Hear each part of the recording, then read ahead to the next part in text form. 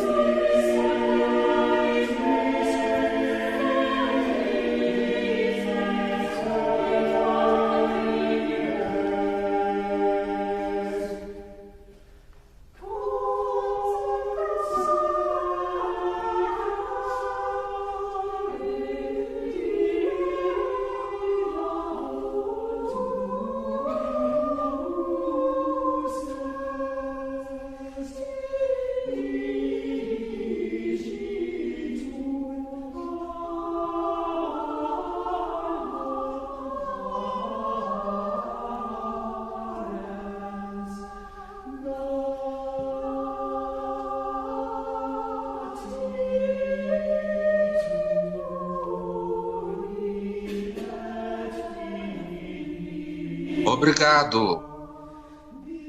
Então, esta música, que é de 1436, ela serviu para a inauguração da cúpula desta catedral.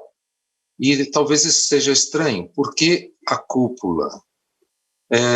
Nós vamos contar um pouquinho dessa história e vamos entender melhor por que é que o Papa estava fazendo a sua presença assinalada por meio desta música, neste local, nesta época.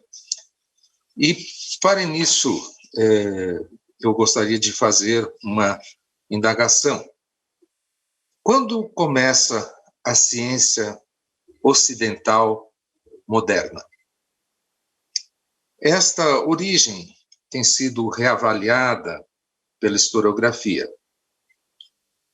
Ao invés de uma descontinuidade inaugurada por uma revolução científica, que alguns colocam tradicionalmente localizada em Galileu, na sua época, A historiografia da ciência tem recuado para, pelo menos, o Renascimento ou até mesmo a Idade Média.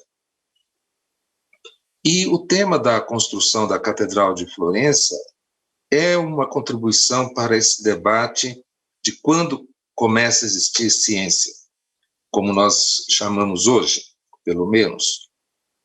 E tem sido um tema investigado por alguns historiadores, juntamente com uma ideia que é também bastante discutida, que é o conceito de progresso. E aqui eu deixo para vocês já a minha opinião de que essa ideia de progresso não é, como também muitas vezes se fala, uma criação da época moderna, do iluminismo, ou apenas uma ideologia a serviço da burguesia a partir do século XIX. Não. A ideia de progresso pode até ser encontrada na antiguidade, mas ela já é formulada em termos que seriam facilmente transcritos para os dias de hoje, na Idade Média. A ideia de aperfeiçoamento cumulativo que se associa com uma metáfora muito antiga também, que é saber ver mais longe porque se sobe no ombro dos gigantes. E para isto eu vou aqui invocar uma citação de Santo Agostinho, no quarto século depois de Cristo, quando ele diz, na Cidade de Deus, a invenção trouxe tantas ciências e artes, que excelentes invenções são a geografia, a aritmética e o resto. Quão grande é a capacidade do homem. E também vou colocar uma outra citação posterior do filósofo Pascal. Ele fala do progresso do conhecimento, e ele era físico e matemático, além de filósofo, e ele diz o seguinte: a limitação dos animais não ocorre com o homem, que foi produzido para o infinito. Na primeira idade da sua vida, ele é ignorante, mas instrui-se incessantemente em seu progresso. Nessa citação, que é um pouco mais longa, Pascal vai até mais adiante, diz que o progresso não é uma construção isolada de alguns homens, mas o progresso é da humanidade toda, é construído por toda a coletividade. E, em várias épocas, essa possibilidade de aperfeiçoamento tem sido negada e contraposta ao que seria a decadência, a imperfeição humana. Este é também uma ilustração desse período que nós estamos tratando,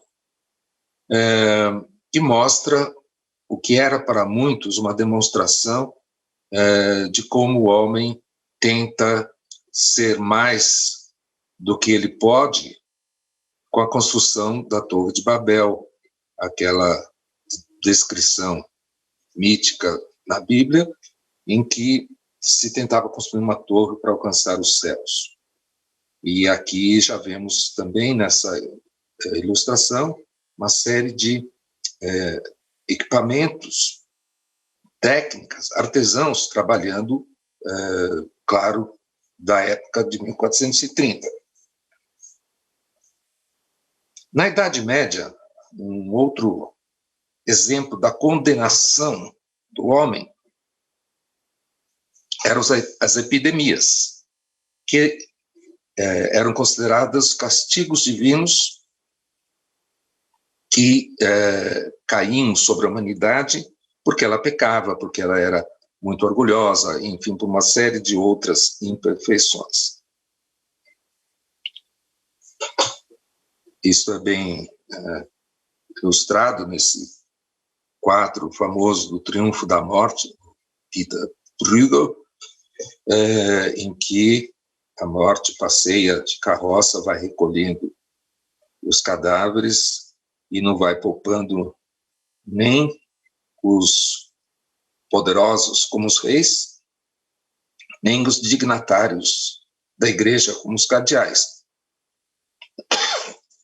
Todos esses vão sendo inapelavelmente pegos pela peste, a peste negra, que hoje sabemos a peste bubônica, e que nos lembra também exatamente esse momento que estamos vivendo desde o ano passado.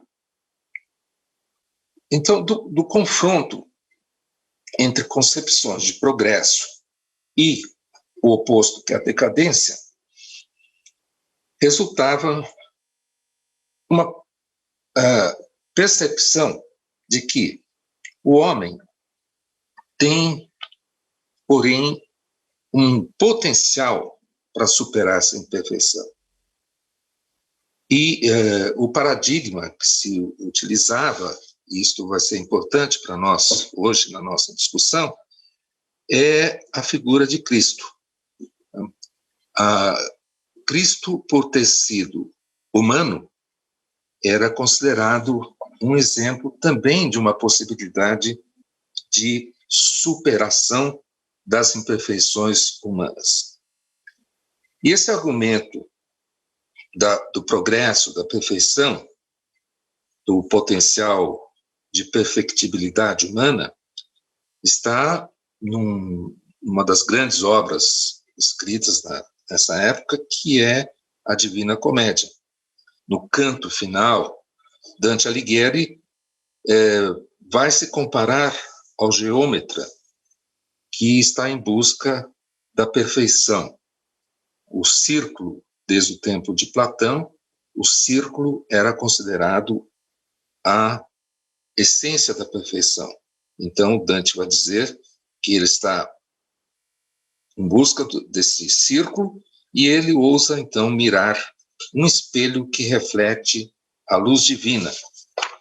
E essa luz divina é tão forte que o cega. Esse argumento da perfeição do círculo é retomado por um matemático que era também cardeal, chamado Nicolau de Cusa. E ele tem um conceito matemático diferente do conceito antigo de Euclides, o grego, e Euclides começa os seus elementos definindo quais são os elementos da matemática, que é o ponto, a linha, a esfera.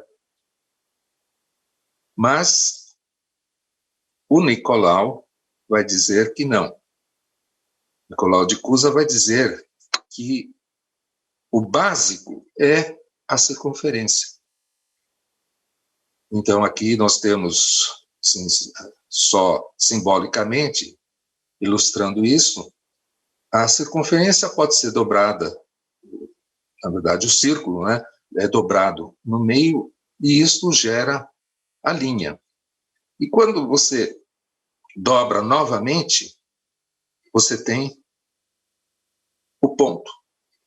Então, invertendo Euclides, Nicolau de Cusa diz que o círculo é a perfeição, e dele que derivam todas as figuras da matemática. E também ele avança um pouco num conceito muito importante para a matemática, que é o de limites. Eu vou ilustrar isso. Quando nós pensamos num polígono, por exemplo, um triângulo de 3 lados, um pentágono de 5 e assim por diante, e inscrevemos numa circunferência, nós vemos sobrarem esses pedaços de fora do polígono. E à medida que vamos aumentando o número de lados, vai sobrando cada vez menos área do círculo. Então, uma ideia que se torna comum até hoje em dia é de que se você tiver um polígono com milhares de lados, vamos dizer, para exagerar, você está praticamente tendo uma circunferência. Mas aí entra o argumento do Nicolau de Cusa. Ele vai dizer que é o contrário. Quanto mais lados tem o polígono, mais diferente ele é na essência da circunferência. Porque a circunferência não tem bicos, não tem esses ângulos. Então, isto vai se refletir também nessa ideia dele de que a perfeição, o círculo, é algo divino. O homem se aproximaria dessa perfeição, sim, mas ele sempre vai ser um pouco diferente da mesma. E também esta é a essência do problema milenar chamado quadratura do círculo, que é a impossibilidade de construir uma circunferência usando figuras lineares. E quando o Copérnico, já no século XVI, e muitos outros também, insistem que as órbitas dos planetas são circulares, demorou até que, por volta de 1600, o Kepler resolve abandonar essa ideia de círculo, trocá-la pela elipse. Mas, a rigor, só no século XIX é que vai ser possível demonstrar matematicamente que o número chamado π é um número transcendental. Isso significa que ele é impossível de ser construído apenas com figuras lineares. Então, nós estamos numa época, voltando agora aqui para os séculos da Idade Média, em que há um grande desenvolvimento da matemática. E vários sábios, nesta época, judeus, sábios árabes e italianos, vão preparar o que se chama a matematização da natureza. Fibonacci, um desses matemáticos italianos, no século XII, tinha redescoberto uma classe de problemas em que aparecia a seção áurea dos pitagóricos, também chamada seção divina, e que nós já tivemos até a oportunidade de ter numa outra palestra aqui no IEA uma explicação mais detalhada desse assunto, então vou só retomar rapidamente. A seção áurea, ela aparece quando se fala em dividir um segmento, esse segmento que está ilustrado por AB, do lado esquerdo, de tal maneira que o segmento maior esteja para o menor, assim como o todo, que é A mais B, esteja para um deles. E com isto, hoje em dia a gente faz isso algebricamente, né? Resulta esta relação que está aí em cima, o que resolve esse problema é essa relação A sobre B igual 1 mais raiz de 5 sobre 2, que é uma relação também que os antigos conheciam, mas não escreviam dessa forma, aparece nos lados do pentágono e a diagonal do pentágono, mas também utilizada para fazer essa figura, que é uma espiral. Aí vocês veem o A do lado direito, o A e o B, como também lados de um retângulo, e a gente pode ir fazendo retângulos cada vez maiores e, com isto, vai gerando uma espiral. Isto foi uma noção, e também faz parte da história das ideias, que essa noção de seção áurea foi muito aplicada na arquitetura e na pintura. Até em versos, por exemplo, Camões utiliza essa proporção para fazer poesia. Isso está numa poesia dele chamada Sobre os Rios. Na física, também a partir dessa época do século XII em diante, a matematização avança com o estudo da ótica. E a luz é a metáfora associada com a ótica geométrica, a luz como ótica física, e é possível até fazer uma história da cultura humana com base nos seus estudos sobre a luz.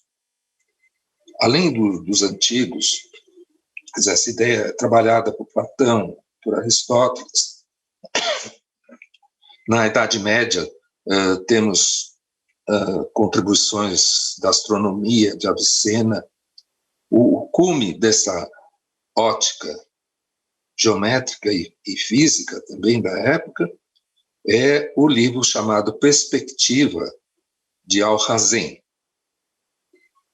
E esse estudo da luz passa, então, dos islâmicos, né, para os franciscanos na Idade Média, com Robert Grosseteste, Roger Bacon e outros, gerando gerando que seriam recomendações cistercienses de São Bernardo para iluminar as naves das igrejas com grandes vitrais para passar a luz. E isto vai permitir, então, essa eclosão luminosa das catedrais góticas, cujas novas técnicas de construção permitem altas paredes com buracos, paredes vazadas que vão ser preenchidos, esses buracos, com os painéis de vitral. É uma maneira pela qual as pessoas podiam dizer que os céus e a luz chegavam na Terra. Nessa época, é também intensificada a busca de uma solução de como representar o mundo em 3 dimensões, num plano de 2 dimensões, com uma pretensão de realismo. Quer dizer, se introduz aquilo que se chama o ponto de vista de um observador. E essa perspectiva, chamada tradicionalmente de legítima ou exata, vai ser muito importante para o projeto do novo espaço urbano e burguês. A solução matemática teve muitos precursores. Eu já citei o Alhazen, mas há também outros, como o Biagio Pellacani, os irmãos Van Eyck, Lorenzo Ghiberti. Nós temos uma solução completamente documentada, que é a de Brunelleschi, pessoa que nós vamos falar muito mais ainda no dia de hoje, que graças ao seu amigo arquiteto Leão Battista Alberti, faz essa apresentação matemática do que é a representação da perspectiva num livro chamado Da Pintura, de 1435, e que foi complementado por um pintor muito famoso, que era matemático também, o Piero della Francesca. Essa pintura em perspectiva, ela ilustra a matematização do espaço. E a luz e a perspectiva vão se conjugar para mostrar uma visão de realidade, uma realidade tanto secular quanto atemporal. E, nesse sentido, passa a ser apresentada a ideia de o homem como imagem de um Deus geômetra, que é um conceito do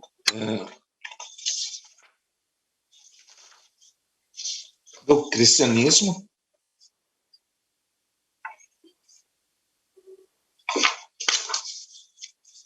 que tinha sido antecipado também pelo Nicolau de Cusa. Quer dizer, o Deus geômetra ele vai ser retomado até pelo Galileu, a partir dos escritos desse cardeal Nicolau de Cusa. E muitos outros campos vão estar aliados nessa matematização a partir da Idade Média, a música, a contabilidade, a cartografia e assim por diante. O progresso técnico chega a ser evidente em alguns documentos medievais, porque nós temos construções cada vez mais complexas, como moinhos, forjas, relógios, construção naval, ferramentas, vidraria, metalurgia, siderurgia, tintas, estradas, armamentos, e florescem profissões como de vários artesãos, mestres de ofícios, arquitetos e engenheiros. A palavra engenheiro, aliás, vem disso, de cuidar de engenhos. E, nesta época, o principal engenho é o moinho. Esse aperfeiçoamento humano nas ciências e nas técnicas era um assunto que foi também meditado pelos escolásticos, e na Idade Média, isto vem até daquele pensador que eu já citei, que é o Santo Agostinho, quando ele diz que a nossa mente é uma imagem de Deus. Ela participa nessa potencialidade de Deus. E esse tipo de ideia foi ecoado por muitos pensadores, tanto no Islã, como o Avicena, como no judaísmo, por exemplo, Maimônides. Do lado cristão, Abelardo defende o uso da racionalidade como sendo capaz de levar à perfeição humana. E um outro homem de igreja, como Hugo de São Vítor, afirma: o homem está destinado à perfeição. Ele é incompleto e necessita se desenvolver, ajudado pela natureza que é comandada pelo homem. As artes imitam a natureza. Essa ideia de perfeição, ela passa também por um momento de hierarquização. Inicialmente, o imperador, os príncipes, na Idade Média, são como se fosse um modelo dessa perfeição corpórea, que vai culminar num tratado do mesmo Dante Alighieri da Divina Comédia, que se chama Monarquia. Só que na Monarquia, o Dante já coloca essa duplicidade, não no rei, mas na lei, no homem em geral. E, voltando para a Divina Comédia, aquela metáfora é muito poderosa. O homem almeja se ver no espelho da perfeição, onde está a luz divina. Isto tem uma discussão que é muito antiga, que eu quero trazer também nessa história das ideias, que é no plano religioso. O credo, esse credo cristão, ele vinha sendo discutido em vários concílios, e no concílio de Nicéia, que ocorre no ano de 325, e reforçado pelo de Constantinopla, acrescenta-se uma expressão chamada, em latim, e é por isso que eu vou citar, porque ela ainda é conhecida com esse nome, é o filioque. que quer dizer e do Filho. Isso foi depois de se travar uma batalha teológica em que foi condenada a heresia dos arianos. Os arianos, nessa época, significavam facções religiosas que não aceitavam a divindade de Cristo. Cristo era um homem, então ele não poderia ser uma parte da divindade.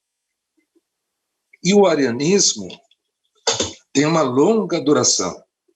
Para termos uma ideia, um cientista famoso como Newton era um ariano, ou seja, ele se opunha à divindade de Cristo. Eu vou ilustrar isto.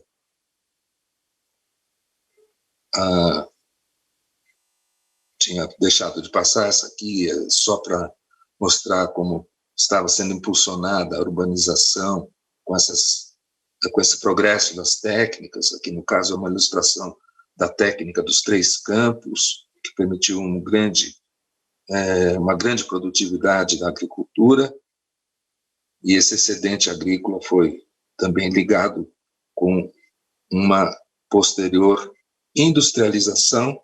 Alguns defendem que na Idade Média já houve uma revolução industrial, e eu chego aqui, então, a mostrar essa questão da perfectibilidade humana expressa dessa maneira no credo cristão. Então, inicialmente, o credo dizia: creio em Deus único, no Espírito Santo, que procede do Pai. E em Toledo, no terceiro concílio, 589, foi acrescentado: creio em Deus único, no Espírito Santo, que procede do Pai e do Filho. Essa inclusão, ela ganhou força a partir da época carolíngia, do Carlos Magno, a partir do ano 800, mais ou menos. Mas no século IX, o Papa Leão III mandou suprimir essa expressão do filioque. No ano de 1014, ela voltou a ser adotada.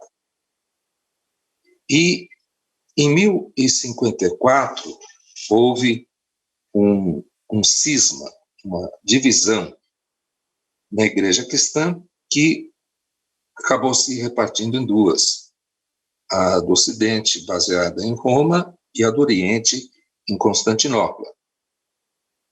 E, a partir dessa divisão,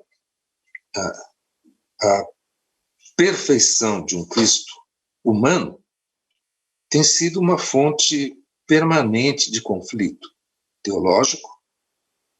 O cisma do Oriente, da Igreja Ortodoxa, até hoje tem esse ponto de disputa com a Igreja Católica.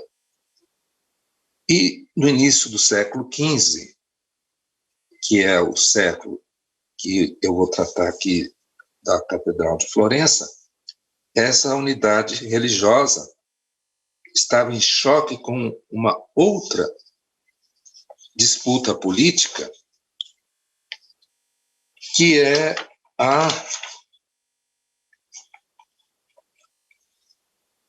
o duplo papado, quando o Papa foi contestado e se instalou um outro Papa, ou um antipapa, na cidade francesa de Avignon. E justamente esse argumento do filioque também vai ser uma separação, uma briga entre os dois papados. Eu acredito que o filioque, nesse contexto, ele é uma discussão implícita, claro, tratada teologicamente, porque tudo era tratado dessa forma, mas é uma discussão implícita da ideia de progresso. Qual é a natureza do homem?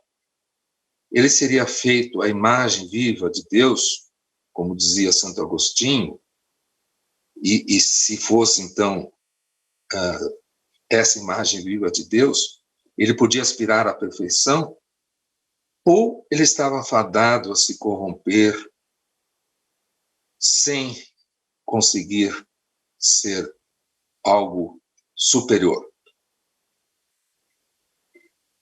Então, os que não aceitavam a perfeição enfatizavam que o homem era, no fundo das contas, um animal.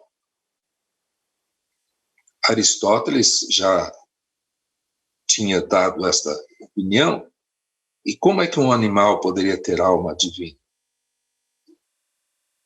E nós vamos reparar como essa briga em torno da perfectibilidade, portanto, na aceitação de um potencial divino no homem, vai aparecer exatamente na pintura, nessa época, com primeira pintura que se considera que seguiu a regra matemática da perspectiva, que é a Trindade. Então, Masaccio escolheu para ilustrar a perspectiva exatamente a questão da Trindade. Então, vocês veem aí Cristo pendurado na cruz, um pouco acima dele, não dá para distinguir muito, mas é uma pomba do Espírito Santo e depois Deus. E as linhas da perspectiva vão chegar aos pés de Cristo.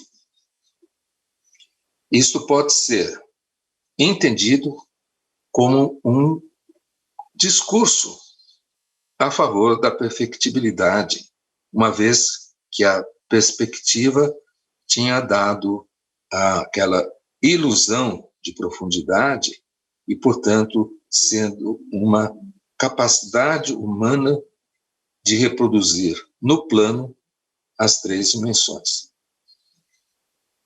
E é nesse contexto que nós vamos entender a Catedral de Florença. Havia uma iniciativa já de muito tempo, por volta já do fim do século anterior, do século XIV, de fazer um concílio ecumênico, e Florença tinha se candidatado a ser a cidade que ia sediar esse concílio. Florença, nesse momento, é a cidade mais florescente da Itália. O seu comércio tinha trazido grandes riquezas para a cidade. Estava numa posição privilegiada da Toscana para servir de centro de transações de dinheiro, de mercadorias, e tinha só um probleminha. Como fazer o concílio? Se a catedral estava inacabada há mais de 100 anos. Também ficou premente a realização do concílio, porque se esperava, nesse momento de divisões religiosas, que o concílio de Florença fosse discutir o filioque, fosse discutir aquela partículazinha em latim que tinha um significado extraordinário. Só que para isso precisavam acabar a catedral. E o que faltava? Era a cúpula da catedral. Com a construção, seria possível fazer o concílio dentro da catedral. Até então, a catedral sofria de um mal que também muitas outras igrejas tinham sofrido, que era fazer missas, reuniões a céu aberto. Se chovia, caía chuva, neve, ou mesmo sol, porque eram construções já de uma dimensão tal que demoravam para ser acabadas. Nós estamos muitas vezes pensando que os nossos prédios aqui nas nossas cidades às vezes passam também por interrupções de construção por falta de dinheiro. Não era diferente naquela época. Então esse era o probleminha chato. Mas vamos ver agora um pouquinho mais de detalhe. Esta é uma foto da catedral acabada. Aqui nós temos exatamente a cúpula e vocês então imaginem, estava tudo pronto até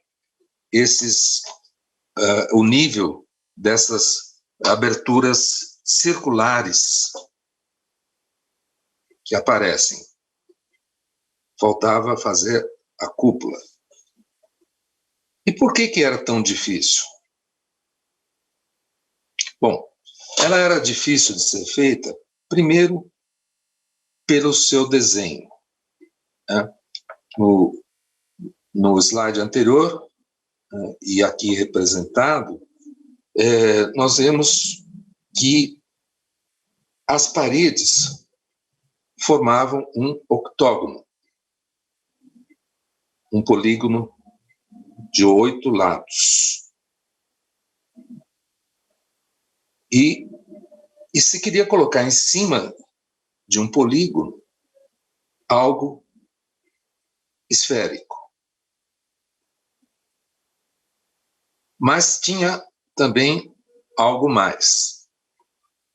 Era uma exigência do construtor inicial, mestre de obras Neri de Fioravanti, que essa cúpula tivesse aquilo que se chama um quinto acuto, um arco gótico pontudo.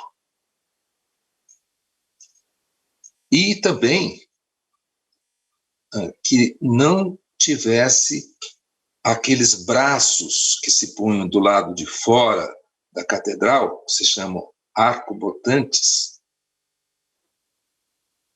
para não enfear, para não deixar deselegante a catedral. As catedrais concorrentes que havia em Milão, na Alemanha, na França, como Notre Dame, fazem uso abundante desses arcobotantes, né, que com eles você permite subir bastante a parede e a cúpula, né, e esses arcobotantes é que aguentam a pressão para as paredes não caírem. Então, isso já era a dificuldade. Também as grandes dimensões agravavam essa dificuldade. Vamos aqui olhar uma vez mais. Esta cúpula, tomada dessa altura, não parece assim tão grande, mas ela é maior do que o Panteão Romano, maior do que todas as catedrais até então. O diâmetro externo dessa base da cúpula tem mais de 45 metros. E a altura da cúpula, desde a base, tangenciando aquelas aberturas circulares, então, essa altura tem 32 metros, que equivale, assim, mais ou menos a um prédio de 12 andares. Quer dizer, nós temos que botar um prédio de 12 andares lá em cima. E a altura total do conjunto é cerca de 90 metros. Além dessas dificuldades técnicas, havia uma dificuldade ecológica, vamos dizer.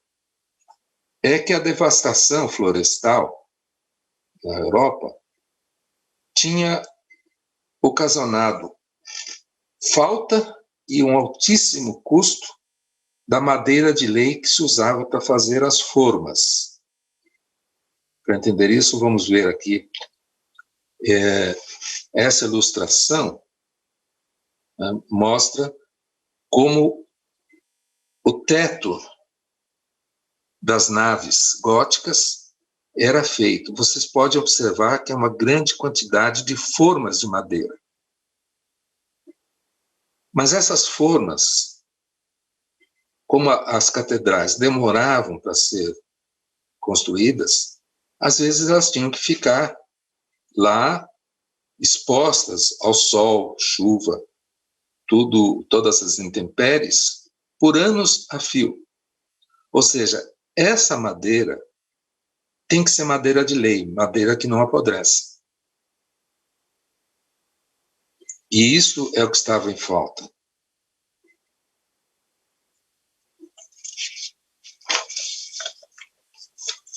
Além de todos esses problemas, havia o histórico da segurança. Muitas cúpulas tinham sido construídas e elas desabaram. Isso tinha acontecido recentemente no Mosteiro da Batalha de Portugal, em 1401, que, aliás, é objeto de um conto muito interessante do Alexandre Herculano, que se chama A Abóboda.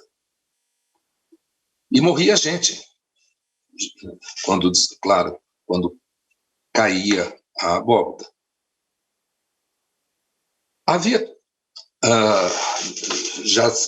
Alguns haviam já tentado terminar a cúpula de Florença, mas não tinham ido para frente. E circulavam até planos mirabolantes.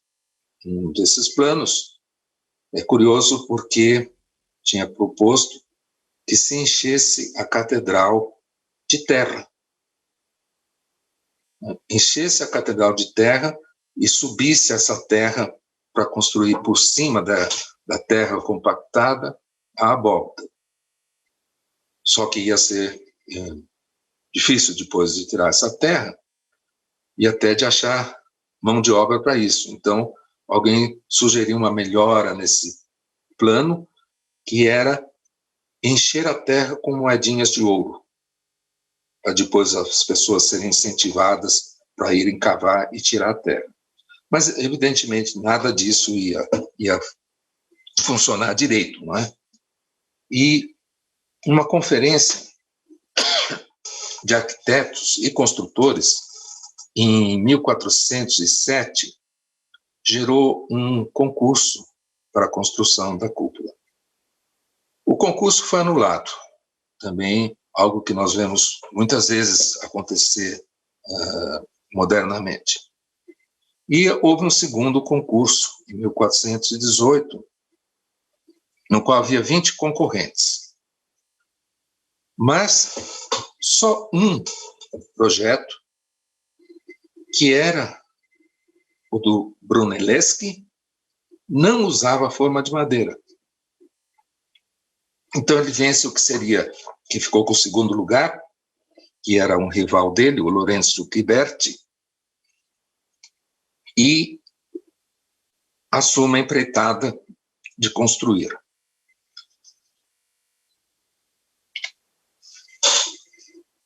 Esse Filippo Brunelleschi,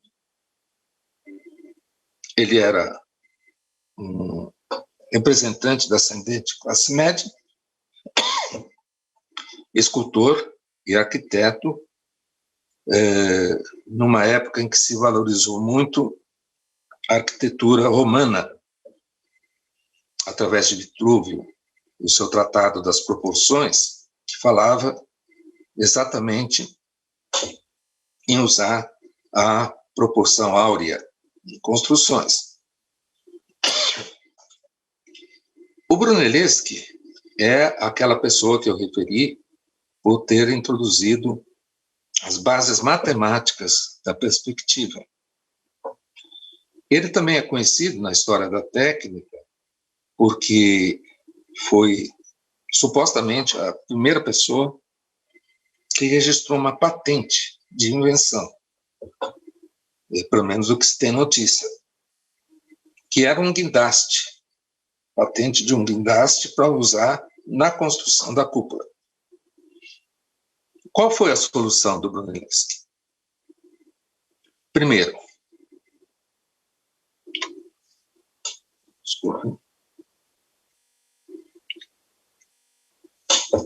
ele vai aproximar essa cúpula, as seções da cúpula, por elipses. Para isso, vamos ter que voltar mesmo naquela figura do lado direito.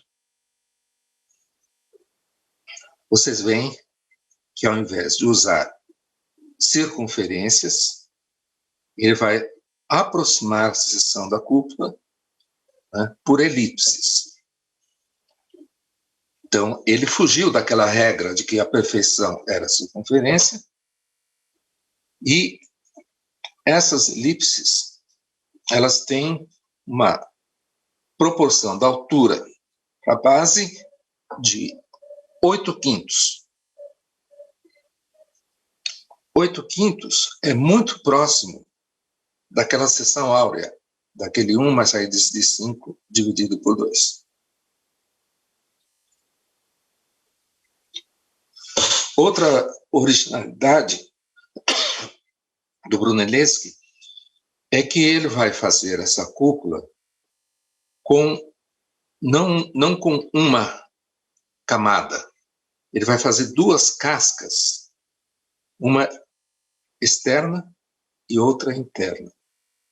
E essas duas cascas, tem um oco entre elas, vão ser interligadas por arcos horizontais e por 8 nervuras verticais principais, quer dizer, mais reforçadas, e 16 nervuras verticais secundárias, permitindo que haja galerias e escadas entre as cascas. É por essas escadas que se pode até hoje subir até o alto da cúpula. E nesse alto ele ainda projetou isto que os arquitetos chamam de lanternim, essa parte superior.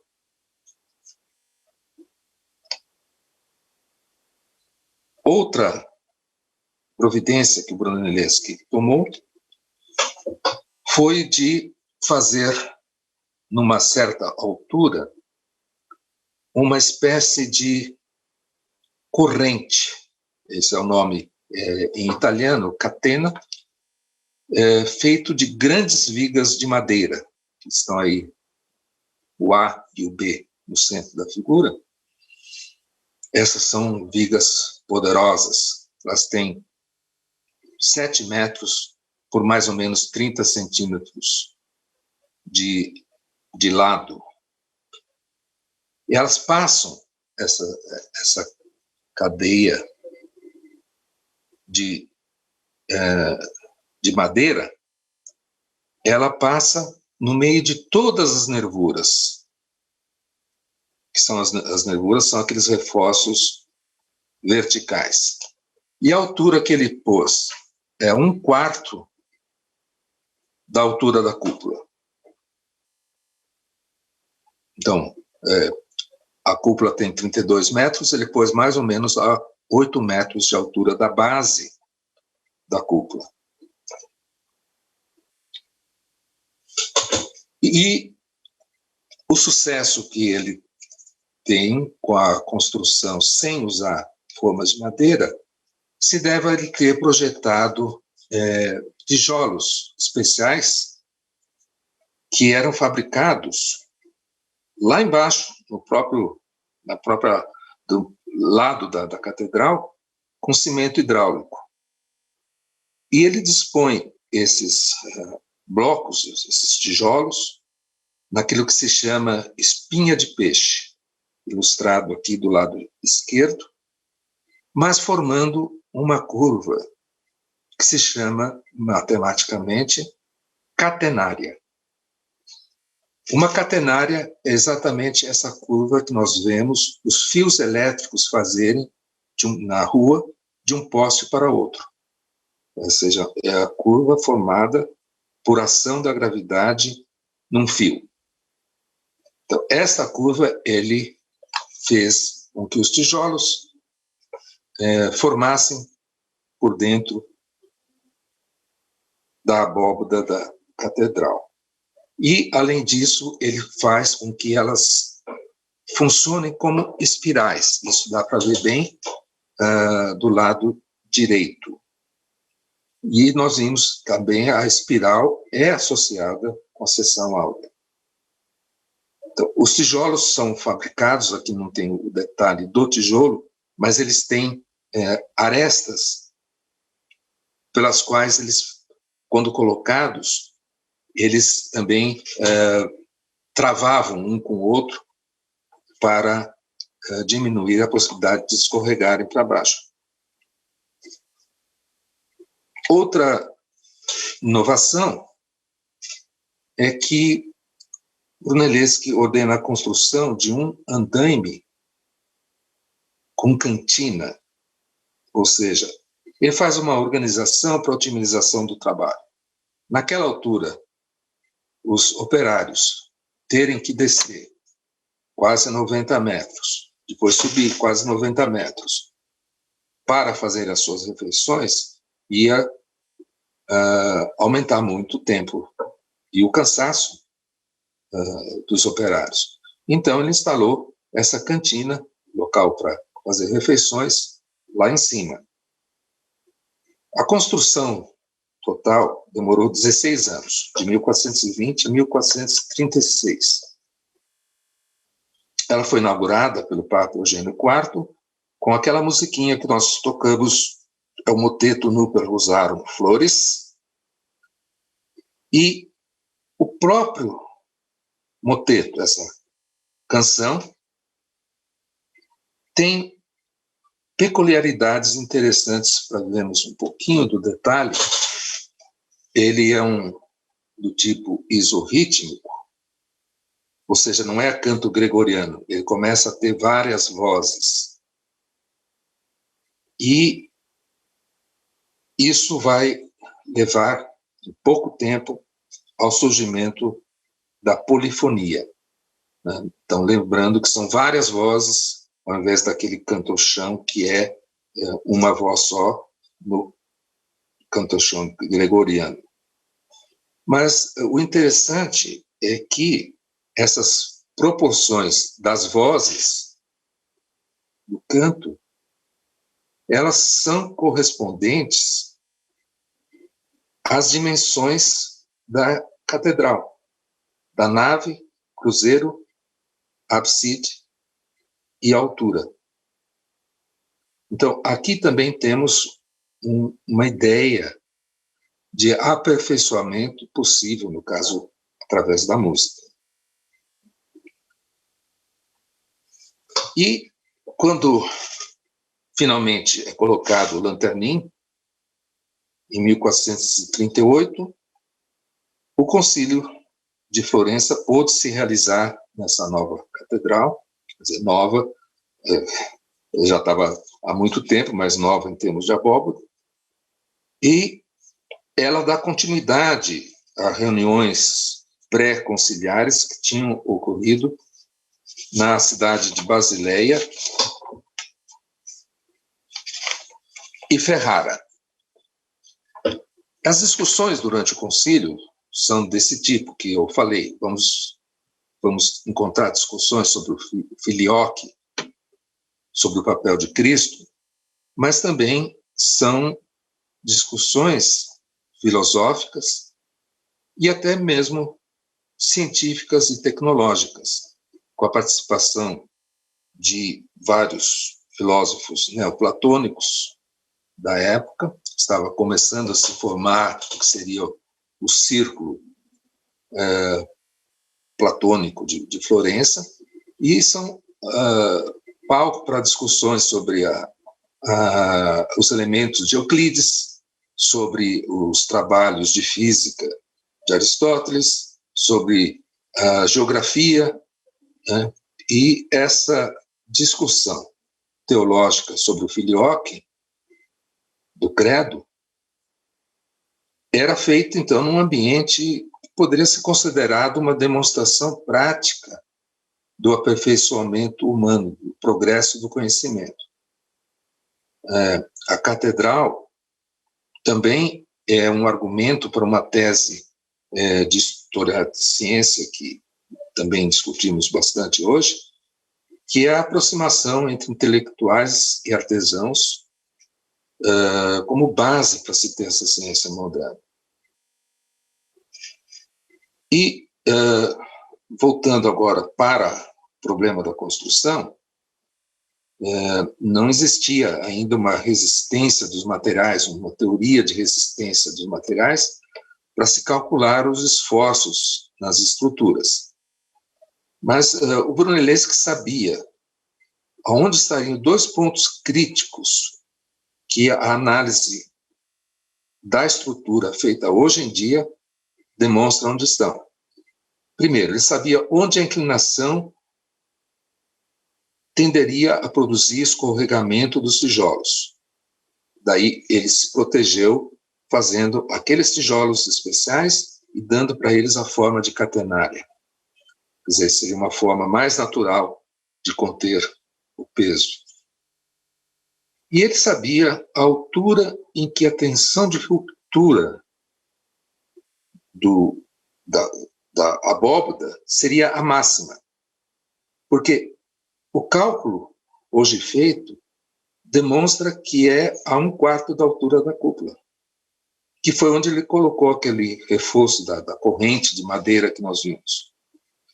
Então, em resumo, o cálculo atual da engenharia confirma que essa cúpula, do jeito que ela foi construída, é estável, quer dizer, não vai desmoronar.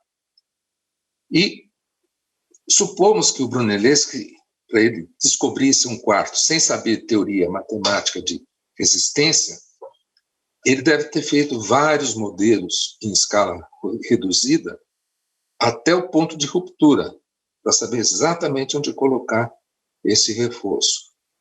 Esse uso, então, da experiência permite que a gente, sem dúvida nenhuma, possa chamar a solução dele de científica. Se a cúpula fosse esférica, como a que o Michelangelo fez no século seguinte para a Basílica de São Pedro, em Roma, haveria uma economia de material. Mas a opção do programa arquitetônico, com aquela forma octogonal da base e uma cúpula pontuda, permitiu algo muito inovador. É que, de qualquer ângulo que você esteja nas ruas da cidade, pela altura que está feita a cúpula, aquele lanternim, aquela parte de cima colocada sobre a cúpula, pode ser vista de qualquer lugar. Então, para isso, a gente pode até considerar que o projeto tem um coeficiente de segurança alto. Quer dizer, ele está mais protegido do que precisaria, mas não exageradamente alto, porque dentro dos padrões de boa engenharia atuais, você sempre tem um coeficiente de segurança a mais. Então, a construção do Brunelleschi tem esse coeficiente de segurança, mas, como eu disse, não é exagerado. E o que eu mencionei há pouco, que foi a construção de modelos para testar, dentro de uma tendência experimental que já era praticada durante a Idade Média. Os mosteiros franciscanos, cistercienses, eles faziam experiências científicas, como com óptica, hidráulica e outros assuntos, e também técnicos.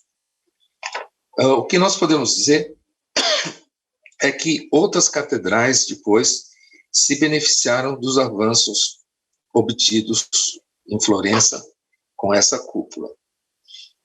E essa matematização da natureza continuou progredindo.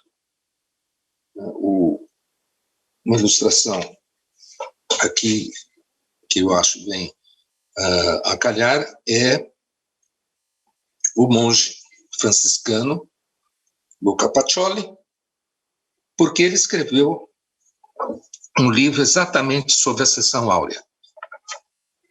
E livro esse que foi ilustrado pelo Leonardo da Vinci. O Luca Pacioli também é conhecido por ter proposto no livro Suma de Aritmética, que é de 1494, a contabilidade por partidas dobradas, que ele deve e haver uma matematização da administração financeira que colaborou muito para o desenvolvimento do mercantilismo, capital mercantil. E a cúpula, a meu ver, é esse uso metafórico da perfeição que está conjugada com a perspectiva. Porque no lanternim se cruzam linhas de fuga da abóbada. E é do lanternim que vem a luz que ilumina o interior da catedral. No lanternim, quando se sobe até lá, há uma sensação de domínio sobre a natureza. Você fica no nível das montanhas da Toscana. E há uma postura municipal, que até hoje se mantém, que, por respeito a esse patrimônio cultural, é proibido construir qualquer edifício mais alto do que a cúpula. O lanternim, projetado por Brunelleschi, foi colocado logo depois que ele morreu. E, em 1474, Paulo Toscanelli, que foi professor de matemática do Brunelleschi e chegou a ser amigo do Nicolau de Cusa, que também era matemático, ele foi um correspondente de Cristóvão Colombo. Escreveu cartas trocando ideias sobre o tamanho da Terra. O Toscanelli colocou no lanternim um relógio de sol e fez um rasgo no piso do lanternim para projetar no piso da catedral lá embaixo observações astronômicas precisas de efemérides como solstícios, equinócios, solstícios. Aqui temos essas marcas feitas em função dessas observações astronômicas no piso da catedral.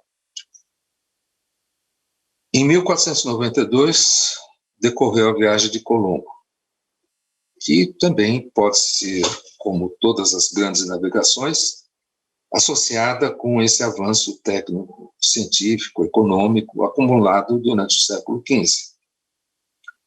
A consolidação dessa ideia de progresso do conhecimento na prática das catedrais vai passar para os navios.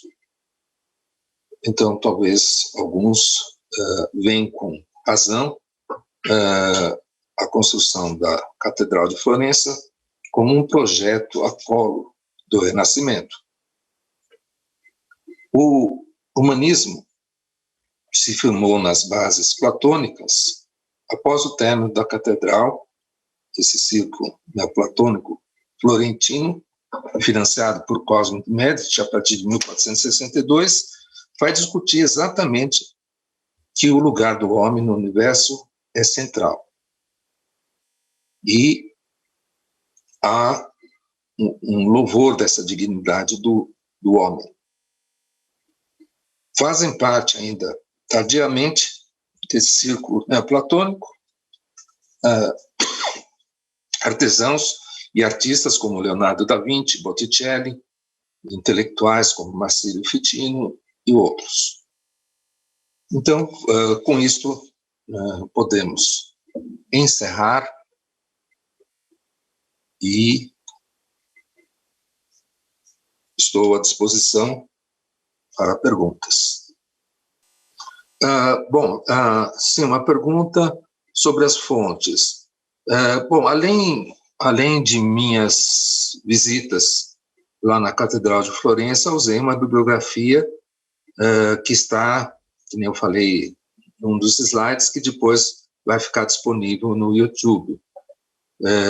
São diversos artigos e livros. Era a pergunta da Maria Elise. Boa tarde. Gostaria que o professor comentasse sobre a cúpula e detalhes acústicos. Foram pensados detalhes acústicos? Cordialmente à disposição, Denilson de Oliveira Moura.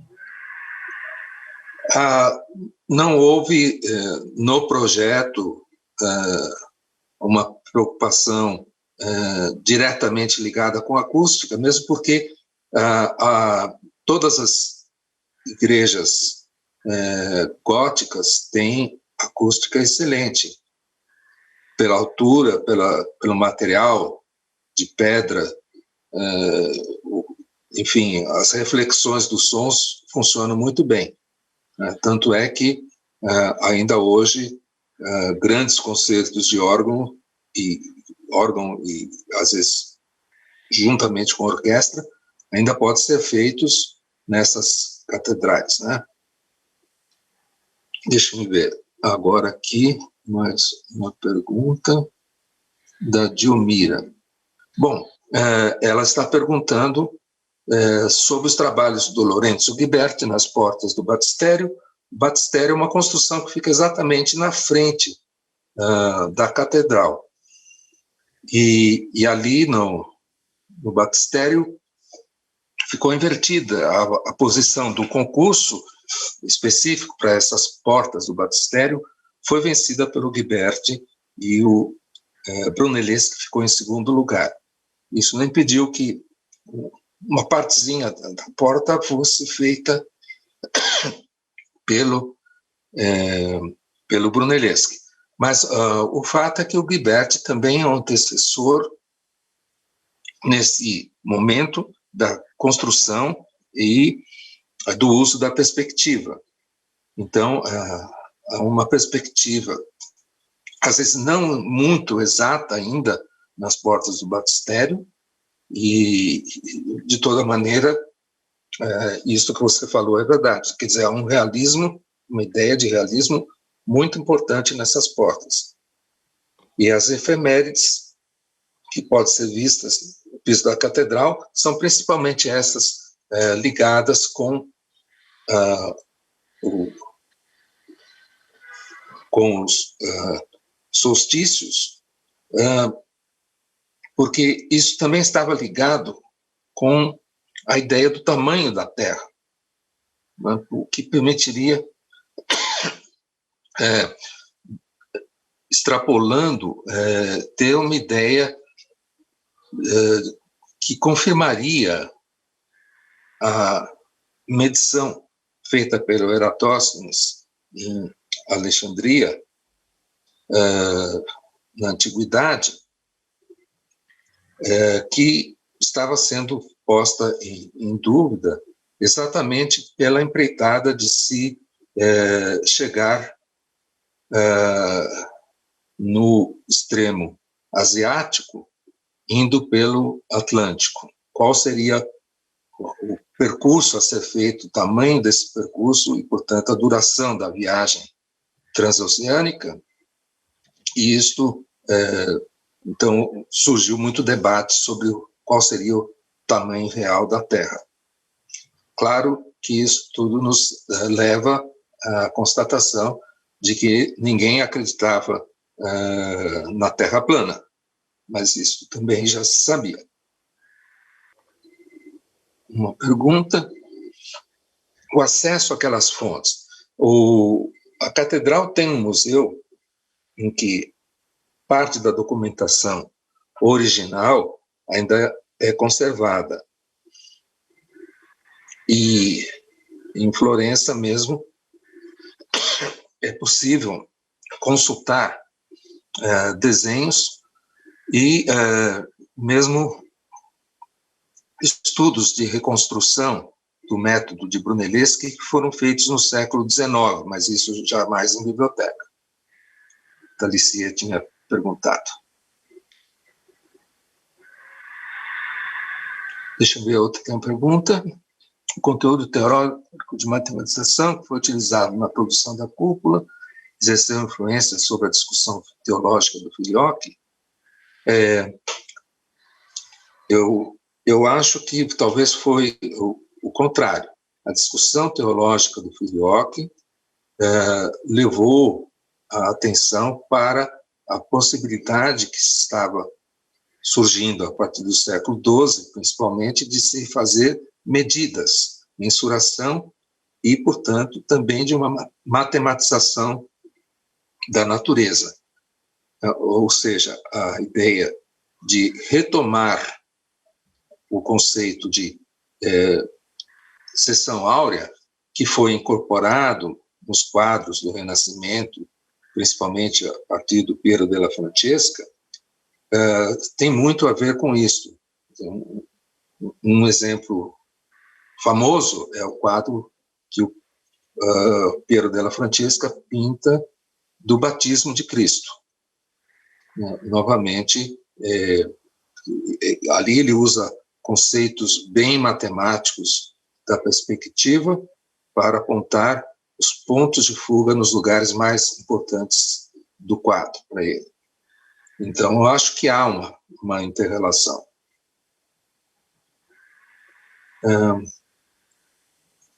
Se é possível relacionar esse avanço técnico-científico às discussões religiosas e à política. Eu acredito que sim, né, porque até citei o exemplo do livro De Monarquia, do Dante Alighieri. Também as ideias vão se sucedendo. Maquiavel vai trabalhar essa questão política, e Maquiavel é uma pessoa que se associa, inclusive, ao nome do Leonardo da Vinci. Professor Gildo, antes desse e-mail, tem o do Denilson novamente para o senhor. Sim. Desculpa, tem que voltar então lá para trás, que eu não vi. A que custo seria possível fazer uma cúpula? Certo. A que custo seria possível fazer uma cúpula dessas modernamente, pois parece que os dados de grandeza delas são incomparáveis e não se repetiram na história? Não, houve, quer dizer, a cúpula de São Pedro em Roma é também de uma grandeza enorme. A solução é outra, né? Mas foram feitas depois de Florença outras catedrais também muito grandes. O feito a arquitetura tem comparações justas na modernidade, ou seria mesmo feito inigualável em vários aspectos, medidas, quantidades e qualidades? Eu acredito que sim, nós temos modernamente também feito construções arquitetônicas com grande ousadia, e temos agora, para favorecer, a possibilidade de fazer os cálculos muito mais exatos devido ao desenvolvimento da resistência dos materiais.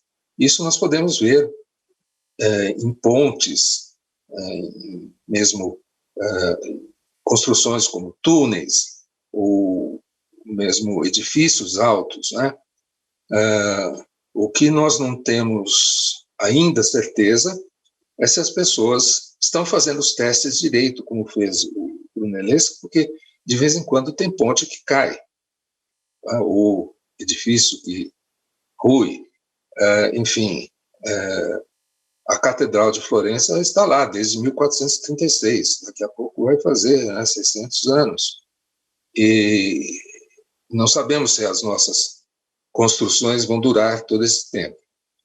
É possível o professor dar uma pincelada sobre os desenvolvimentos teóricos e práticos das inovações de Brunelleschi?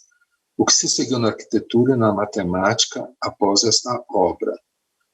Bom, sim, toda a arquitetura que vem com força, depois no século XVI em diante, vai usar essas inovações. A principal inovação que eu considero dentro dessa pergunta é a possibilidade de dispensar as formas de madeira. E, mais tarde, vai se descobrir outras possibilidades técnicas a partir do uso do concreto, né? O que o Brunelleschi fez foi uma espécie de concreto armado, mas ele não tinha isso, então ele fez com madeira. Hoje nós fazemos concreto armado com o reforço de ferro, aço. Agora, a matemática em si, ela vai ter vários desdobramentos e para isso vai concorrer um outro ramo que vai começando a surgir no século XVI com força, que é a álgebra. As ideias eram muito discutidas em termos de geometria, que é um ponto importante da matemática, claro, mas a possibilidade e o desenvolvimento da álgebra vieram a facilitar os cálculos. Então, a parte de cálculo de resistência de materiais vai, no século XVII, encontrar uma expressão no chamado cálculo infinitesimal, coisa que também tinha começado a ser elaborada na Idade Média. Então, todos esses desenvolvimentos são sucessivos, eles vão se apoiando uns nos outros, e isso vai um pouco contra a ideia que eu também me posicionei contra logo no começo da minha apresentação, que é a das revoluções. Quer dizer, essas descontinuidades, esses saltos abruptos, quando você examina melhor, você vê que eles não existem. Eles foram sempre sendo reelaborações de coisas previamente existentes. Claro que você vai avançando, mas você não parte do zero. E isso é algo bastante importante, porque nós temos nos nossos livros, textos, às vezes até universitários, muito essa ideia do gênio isolado, dos descobrimentos independentes, coisa que na história pouco aconteceu. Da Diomira, li algo sobre uma expedição chinesa em visita a Florença em 1430, fornecendo mapas sobre rotas marítimas para chegar ao Oriente. É pertinente essa informação? Eu não conheço essa expedição chinesa. Né? No século anterior tinha havido as expedições do Marco Polo, que deram várias informações sobre a China. Agora, também existem relatos de que a China conseguiu fazer frotas, navios que eram capazes, sim, de atravessar os oceanos. Mas esse esforço, aparentemente, chegou num ponto que não prosseguiu. Bem, então eu agradeço as perguntas, a atenção de todos, desejo uma ótima semana e espero que o assunto tenha despertado suficiente interesse para que vocês ainda leiam mais sobre ele, e eu tenho bastante fascínio por esse material e acho que tem muita coisa ainda para ser estudada, não é? Então, até mais, até uma próxima.